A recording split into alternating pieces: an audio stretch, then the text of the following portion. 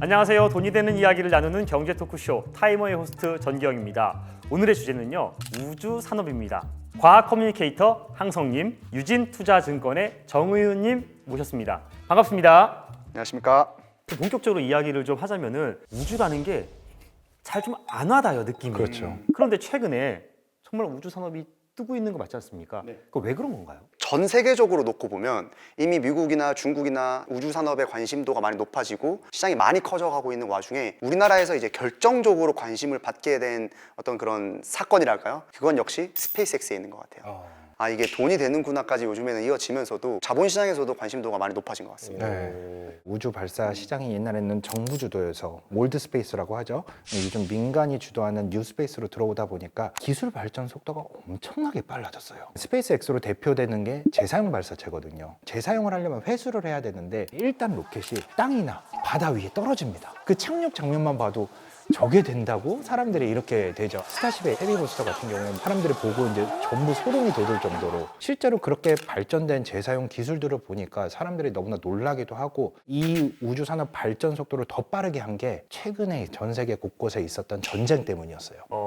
우크라이나 전쟁이라든지 이스라엘과 관련된 여러 중동 지역의 위기라든지, 솔직히 드론이라든지 이런 것들은 통신이 안 되면 전혀 무용지물이거든요. 근데 이것들이 가능하게 한 게 바로 위성 시장이었어요. 그러다 보니까 사람들이 전 세계적으로 관심을 갖게 되는 거죠. 지금 이야기를 좀 하나하나 좀 짚어보자면은 재사용 로켓이 돈이 된다라는 걸 이제는 아신 것 같다, 이런 말씀을 해주셨는데, 로켓이 뭔지를 좀 말씀을 드려야 될 것 같아요. 제가 로켓을 항상 얘기하는 거는 택배라고 말씀을 드려요. 택배요? 예, 택배 회사가 있어야지 우리가 집에서도 물건을 받아볼 수가 있잖아요. 우주 산업을 이제 키우기 위해서는 우주로 나아가야 돼요. 그냥 그 우주로 갈 수 있는 유일한 통로가 뭐냐? 그게 바로 로켓인 거예요. 그래서 우주 로켓은 정말 택배의 자동차라고 생각하시면 될 것 같은데, 과거에는 이 산업적으로 성장이 왜 이렇게 꽉 막혔었냐면 택배 회사가 원활하게 택배를 공급을 못 해줬던 거예요. 비용 문제라든지 기술력 문제로 인해서 로켓 개발이 많이 좀 뒤처지면서 그게 많이 안 됐었는데, 최근에 재사용 로켓이라는 거는 이 로켓을 재사용하게 함으로써 개발 기간을 줄이고 개발 비용을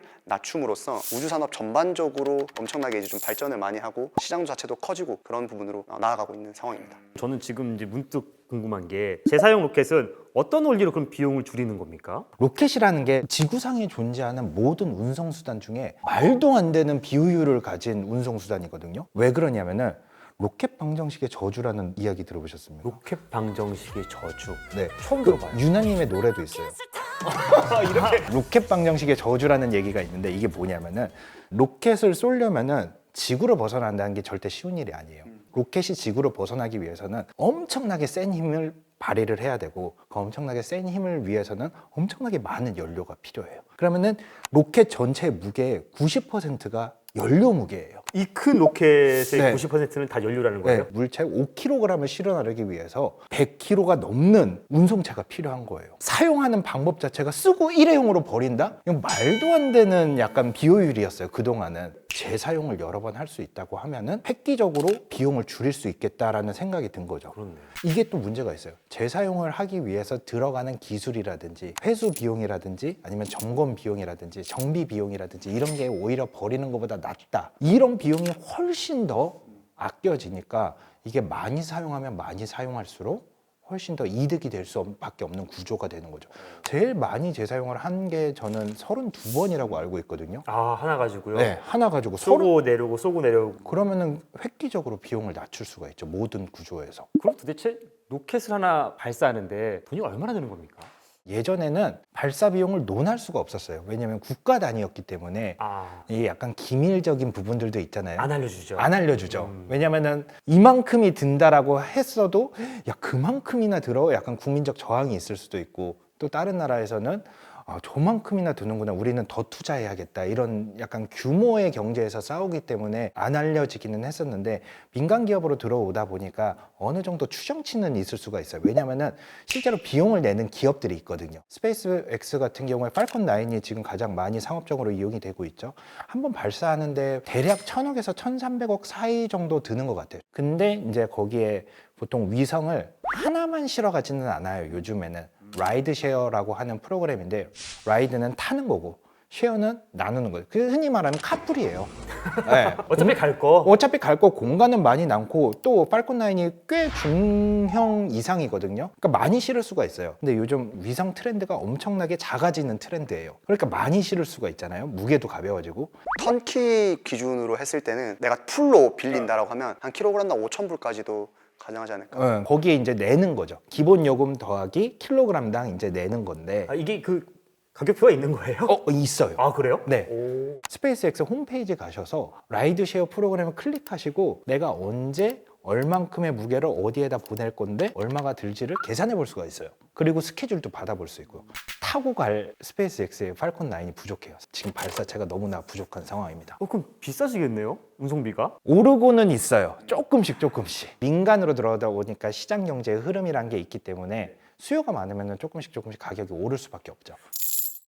그 로켓을 아예 처음부터 좀 가볍게 만들 수는 없는 건가요? 결론부터 말씀을 드리면 최대한 가볍게 만든 게 그 정도예요. 그렇죠. 그러니까 왜냐면 로켓의 연료가 연소가 되면 엄청나게 뜨거워져요. 그러면 철이 녹는 온도보다 훨씬 높은 온도로 연소가 됩니다. 그거를 그냥 일반적인 철로는 안 돼요. 특수합금을 만들어야 되고 어떻게 하면 더 가볍게 만들지 완벽하게 올릴 수 있을까라는 그런 고민들이 이제 들어가다 보니까 꽃을 피운 게 재사용 로켓이라고 생각하시면 될 것 같고, 결국 재사용 로켓은 지금까지 택배 회사가 택배를 한 번 나르고 폐차시키고 했던 거를 이제는 자동차를 여러 번 사용하게 되면서 운송 단가가 많이 낮아진 효과라고 생각하시면 될 것 같아요. 지금 최대 공학 기술이 들어가 있어요. 그럼에도 불구하고 욕심이 나잖아요. 욕심나죠. 네, 더 가볍게. 근데 그 돈이 지금 기술로는 그냥 이 정도 만들고 쏘는 게 더 싼 거예요. 손익계산이 딱 지금 손익계산이 지금은 되는 거죠. 근데 만약에 더 기술이 좋아져서 더 싸졌다, 더 가벼운 걸 만들 수 있다. 근데 이게 상용화가 돼서 여기에 적용할 수 있다. 바로 적용을 합니다. 지금 할 수 있는 최고의 기술들은 지금 발사체 시장에 들어가 있다라고 보시면 돼요. 로켓을 발사해서 이 회수를 하잖아요. 그럼 로켓 발사 회수에 대한 손익비는 어느 정도가 되나요? 손익비가 발사 횟수에 따라서 달라져요. 점점 떨어지겠죠? 그렇죠. 그러니까 정확히 얘기하면 마진율이라고 하죠. 그래서 제가 몇 년 전에 이제 추정했던 바로는 스페이스X 펠컨 9 기준으로 10회 정도로 발사하면 거의 마진율이 40%까지도 올라와요. 10번까지만 발사해도 마진율이 많이 올라옵니다. 스페이스X는 지금 돈을 꽤 많이 벌고 있어요. 40%면요. 서비스 산업에서 걷어들일 수 있는 약간 그런 마진율 정도 된다고 생각하거든요. 서비스 산업에서 거의 맥시멈 정도로. 그렇죠. 예. 제조업이 사실 5% 나오는데도 많지 않잖아요. 그럼 40%면은 진짜 돈 많이 벌겠네요. 얼마나 벌고 있습니까 지금? 거의 약 연간으로 200억 달러 이상의 매출을 발생시킬 것으로 전망을 하고 있고, 에비타 기준으로는 마진율이 거의 50%에 가까울 것으로 전망을 하고 있어요. 물론 이제 스페이스X는 워낙 많은 인공위성을 보유하고 있고 워낙 많은 로켓을 보유하고 있어서 감가상각비를 더하게 되면 마진율이 많이 줄어들어요. 셀 것 같긴 해요. 그러니까 현금 흐름만 놓고 봤을 때는 지금 엄청나게 현금 흐름이 쫙쫙 들어오고 있는 상황입니다. 엄청나게 들어오고 있어요. 로켓 시장이라고 봐야 되나요? 이 시장 규모가 어느 정도예요, 연간? 이제 시장 규모에 대해서 말씀을 드리면 이게 조사 기간마다 다 다릅니다. 이제 시장의 성장치만 놓고 봤을 때 한 가지 공통점인 건 뭐냐면 조사 기간마다 그 성장치의 전망치를 계속해서 높이고 있어요. 우주시장 전망에서 맥킨지에 따르면 2030년까지 약 1.1조 달러까지 성장을 하고 2035년까지는 약 1.8조 달러까지 성장할 것으로 기대를 하고 있습니다. 이렇게 점점 전망치가 높아지고 있거든요. 많이 높아지고 있네요. 네. 그래서 이게 산업적인 성장 속도를 시장에서도 제대로 예측을 아직까지는 다 못하고 있는 것도 엄청난 이제 기술 발전에 따른 그런 시장의 성장 속도를 좀 못 따라가고 있는 측면도 있습니다. 정리하자면은 시장 조사 기간도 얼마나 커질지 예측을 못하기 때문에 가격이 다 달라진다. 네. 로켓 시장을 그럼 그중에서 어느 정도냐라고 하면 사실 비중만 놓고 보면 전체 시장에서 10%도 채 안 돼요. 그래요? 네. 놀랍죠. 제일 중요한 거 아닙니까? 로켓 시장이? 제일 중요한데 일단 두 가지 이유가 있을 수 있어요. 첫 번째는 이 로켓을 만들 수 있는 곳이 몇 군데 없어요. 공급이 부족하죠. 네. 기본적으로. 그러니까 접근 가능한 기업이나 국가 단위가 일단 부족한 게 첫 번째가 있고, 네. 두 번째는 반대로 얘기하면 그 뒤에 있는 시장이 훨씬 큽니다. 물론 이 시장도 빠르게 성장하고 있지만 그 뒷단에 있는 밸류 체인들, 뭐 위성 제조라든지 서비스라든지 장비라든지 이런 시장들이 훨씬 더 빠르게 커가다 보니까 그 비중 자체는 그렇게 높아지진 않고 있어요. 저는 운송하는 로켓 시장이 없으면은 이 위성 시장이 사실 의미가 있나 이런 그냥 초보적인 생각을 했는데 위성 시장이 훨씬 크다라고 말씀하시고 그리고 또 위성과 관련된 다른 부수 산업을 얘기하시는 것 같아요. 네. 맞나요? 네, 이게 맞습니다. 훨씬 큰다는 말씀이신 거예요? 훨씬 많이 큽니다. 우리나라에 경부 고속도로나 이게 고속도로를 막 많이 깔았잖아요. 네. 그런데 그게 이제 인프라가 깔림으로 인해서 산업적인 발전 속도가 엄청 빨라지는 효과가 있는 그렇죠. 건데 로켓도 거기에 있어요. 그러니까 도로가 이제 막 2차선, 4차선 이렇게 넓혀지고 있는 과정이라고 생각하시면 될 것 같아요. 처음에는 조금 어느 정도 들어가기는 하지만 일단 깔아놓으면은 유지 보수 비용이잖아요. 네. 그것만 계속 들면은 유통이라든지 물류라든지 아니면은 뭐 많은 관련된 산업들이 동시에 클 수 있는 거죠. 그럼 이게 연간 그 로켓 발사되는 추이가 어느 정도나 됩니까? 그 로켓 발사 추이를 보면 세계 최초로 로켓이 언제 발사가 됐는지를 봐야 되는데 언제 했는지 아세요? 네? 인류 최초로 로켓으로 운송을 처음으로 시작한 저는 압니다. 1957년이에요. 1957년. 인류 최초의 인공위성은 스푸트니크. 들어본 것 같습니다. 당시에는 냉전 시대였어요. 그래서 냉전 시대에 미국과 소련 간에 우주 로켓 발사 경쟁이 많이 붙었었어요. 냉전 시대가 끝나면서 이게 우주 산업이 돈만 많이 들고 딱히 이렇게 경제적인 이익은 없는 것 같다 많이들 생각을 하면서 로켓 발사 횟수가 엄청 줄었었어요.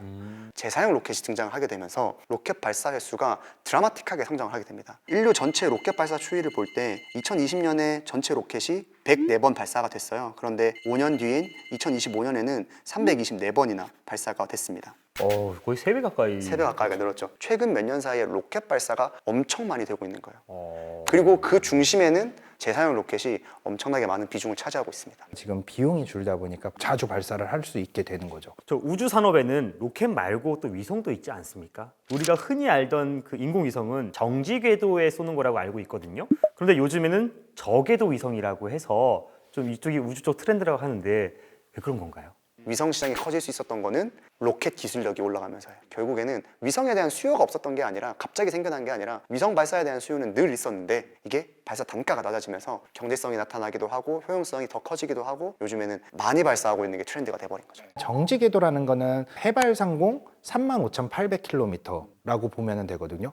꽤 높은 거리예요. 멀다는 거죠? 네, 그러니까 위로 띄우니까 이제 엄청나게 멀리 있는 거죠. 35,800km면요, 지구가 정말 이제 동그랗게 보일 정도예요. 정지 궤도라는 말은 지구 관점에서 봤을 때 항상 같은 면을 보는 거예요. 그 지점에 있어야지만 지구의 자전 속도하고 그다음에 이 위성의 공전 속도하고 똑같기 때문에 항상 같은 면만 바라봐요. 그럴 때가 필요할 때가 있죠. 우리 통신을 한다라든지 아니면 기상 관측을 한다라든지 이제 이런 경우에는 이런 정지 궤도 위성이 필요한데 예전에도 위성이 가장 애초에 쓰였던 목적은 사실 스파이였거든요. 감시용. 적국을 감시를 하고 쟤네가 뭐 하나 그렇게 하기 위해서는 멀면은 힘들잖아요. 뭔가를 찾아보기. 근데 저궤도라고 하면은 보통 200km 상공에서부터 2000km 상공 이 내외를 우리가 보통 저궤도라고 부르는데 이 저궤도에 위성을 많이 띄우기는 합니다. 예전부터 많이 띄웠고 요즘도 많이 띄우는데 아까 그 멀리 정지궤도 위성 같은 경우에는 멀리 있다 보니까 우리가 많은 넓은 지역을 볼 수가 있잖아요. 한눈에. 저궤도라고 하는 거는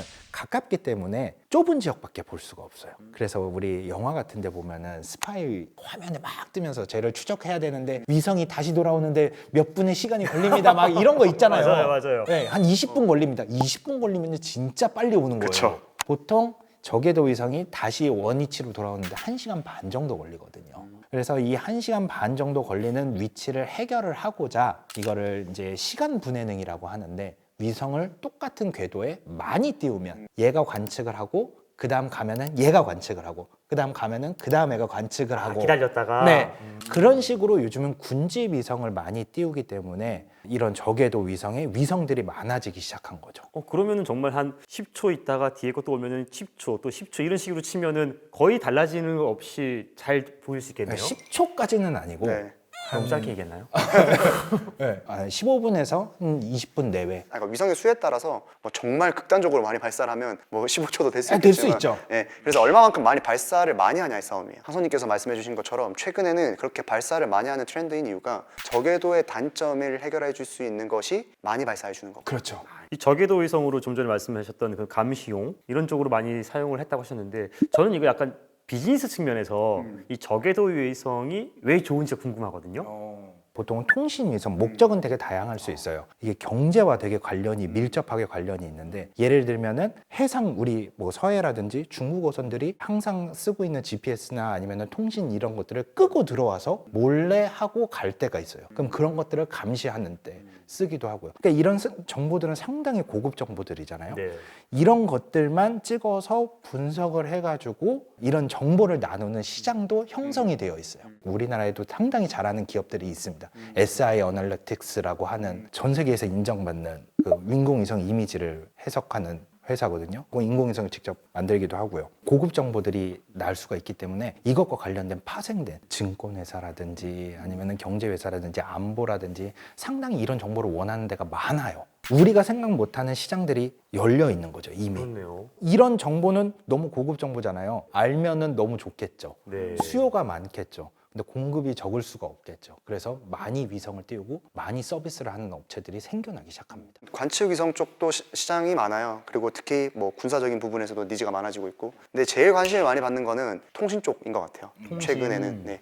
그래서 통신 쪽에서 특히 저궤도에 있는 위성 통신 기업들이 요즘 각광을 많이 받고 있어요. 위성 통신 하면 헷갈리실 수가 있는데 정지 궤도에서 내려오는 위성 통신과 저궤도에서 내려오는 위성 통신의 퀄리티 차이가 심합니다. 제가 어렸을 때 아버지 휴대폰에서 TV가 나오는 거예요. 어렸을 때 그게 너무 신기했는데 그걸 DMB라고 한대요. 통신을 하는 과정에서 위성 통신 영역이 있었고요. 지상파 통신 영역이 있었어요. 근데 여기서 말하는 위성 통신이었다라는 거는 정지 궤도에서 받아오던 위성 통신이었어요. 아까 먼 높은 궤도에 있는 지금 우리가 쓰고 있는 통신 같은 경우에는 대부분 지상 통신입니다. 지상통신이라고 말씀하시는 거는 SK, 뭐 맞습니다. 그렇죠, 땡땡, 그렇죠. 뭐 K 이런 말씀하시는 거죠? 그래서 지상 통신의 원리는 인터넷망과 연결되기 위해서 지상망, 광케이블망이라든지 아니면 기지국에 통해서 신호를 전달받는 거거든요. 지상 통신은 계속 통신 퀄리티를 발전시켜 왔었어요. 2G, 3G, 4G, 5G. 주파수 대역대를 세게 하면 문제점이 뭐냐면 멀리 신호가 못 나가요. 라디오 같은 경우에는 주파수 대역대가 낮은 대신 멀리까지도 갈 수가 있잖아요. 통신 주파수 대역대가 높아지면 데이터는 많이 실을 수 있으나 멀리 못 가는 단점이 있어요. 그걸 어떻게 해결했냐? 촘촘하게 기지국을 받은 거예요. 막 서울에도 막 길 가다 보면 깔려있는 이유가 통신 신호를 가까이서 전달해주기 위함이 있거든요. 반대로 생각하면 위성 통신은 아직까지도 퀄리티가 그 자리에 시골 같은 데 가면 안테나 이렇게 달아가지고 안테나 이렇게 세워가지고 그래서 하는 왜 한 번씩 날씨 안 좋으면 집안에 이제 삼촌들이 지붕 옥상에 올라가서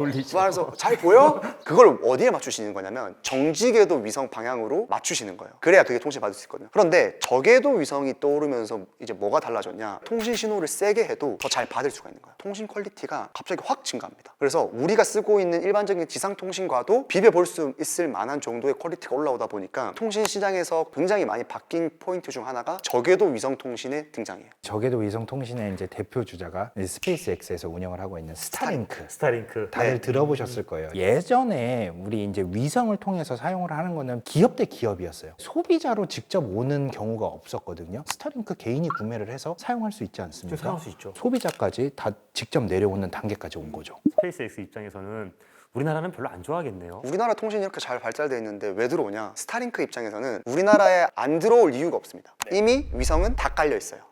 그러면 우리나라에서 혹여나 쓰는 사람이 단 한 명일지라도 추가적으로 드는 비용이 없는 거예요. 그러면 그 사람에게 안테나를 그냥 팔고 매달 통신 요금만 받으면 되는 거예요. 그렇네요. 어차피 망은 다 깔려 있으니까 너네 쓰고 싶으면 너네 써, 안 써도 그만인데 한 명 맞아요. 쓰면은 그게 돈이잖아요. 그렇죠. B2C 수요는 적죠. 근데 뭐가 수요가 많냐? B2B예요. 그럼 우리나라에서 B2B라고 하면 대표적으로 비행기 그리고 배, 지상통신이 물리적으로 접근이 불가능한 거예요. 비행기를 타면 비행 모드를 하잖아요. 근데 사실 비행기 모드를 안 해도 통신이 안 돼요. 안 해보셨나 봐요? 네, 전 안 해봤습니다. 저는 해봤어요. 이게 왜 그러냐면 지상통신의 신호가 뭐 전달이 못해서 그렇거든요. 그래서 저궤도 위성통신의 지금 여러 항공사들이 국내에서도 스타링크랑 계약을 맺고 있어요. 그리고 이제 곧 비행기를 타면 유튜브를 볼 수도 있고 넷플릭스도 볼 수 있는 거죠. 유료긴 하지만 와이파이 쓸 수 있는데 그 지상통신 아닌가요? 무조건 위성 통신이에요. 지상통신은 비행기랑 닿을 수가 없어요. 그럼 와이파이를 왜 쓸 수 있냐? 그것도 위성통신이거든요. 정지궤도 통신이에요. 그러니까 통신 퀄리티가 너무 낮은 거예요. 둘째는 뭐냐면은 되는 영역과 안 되는 영역이 있어요. 가면서 이동을 해야 되잖아요. 네. 근데 정지궤도라는 특징이 그 지역에서만 보이잖아요. 어떤 특정 업체들과 계약을 하고 계속 위성을 바꿔가면서 써야 되는 거예요. 그러다 보니까 위성과 위성이 바뀌는 시간에는 언젠가는 또 안 돼. 한 10분, 15분. 근데 이걸 스타링크와 계약을 하면은 얘네는 어딜 가나 항상 떠 있고 거리도 가깝고 사용자도 그렇게 많지 않다면은 지상에서와 크게 다를 바 없이 사용을 할 수 있게 되는 거죠. 처음부터 없는 상태면 괜찮은데 이걸 한번 경험해보고 안 할 경우에는 불만족도가 높아질 수 있거든요. 항공사들이 반필수적으로 좀 저궤도 위성통신 사업자와의 그런 계약을 맺지 않을까. 대한민국 유명한 3사 통신사 이거 바꿔도 되는 거 아닌가요? 아직까지는 기존에 있는 통신사와 직접적인 경쟁이 힘들어요. 저궤도 위성통신 사업에 아직까지 치명적인 약점이 하나가 있어요. 통신 서비스를 수신하기 위해서는 안테나가 필요합니다. 아. 저희가 지금 있는 공간에서 만약에 제가 스타링크를 쓰고 싶다 그러면 건물 옥상에 안테나를 설치를 하고요, 랜선을 쭉 이어와서 라우터라고 하죠, 공유기 같은 거를 통해서 와이파이 형태로 쓰거나 아니면 랜선을 꼽아서 컴퓨터로 써야 되는 거예요. 그러면 뭐가 안 되냐? 이동통신이 안 되는 거예요. 안테나가 무조건 있어야 되다 보니 만약에 내가 이동통신하고 싶으면 들고 다녀야 되는 거예요. 통신이 아예 안 되는 지역들은 안테나를 들고 다니면서까지 통신하시는데, 사실 우리 같이 이제 일반적으로 쓰이는 곳에서는 이동 통신이 좀 어렵다 보니까 여기에 결정적인 좀 단점을 가지고 있습니다. 그래서 그런 루머들이 있어요. 사람들이 희망 회로를 돌리는 거죠. 아이폰 18에 스타링크가 들어갈 거다. 사장님 지원해 주시면 열심히 일하겠습니다. 대표님 보고만 계실 겁니까? 부장님.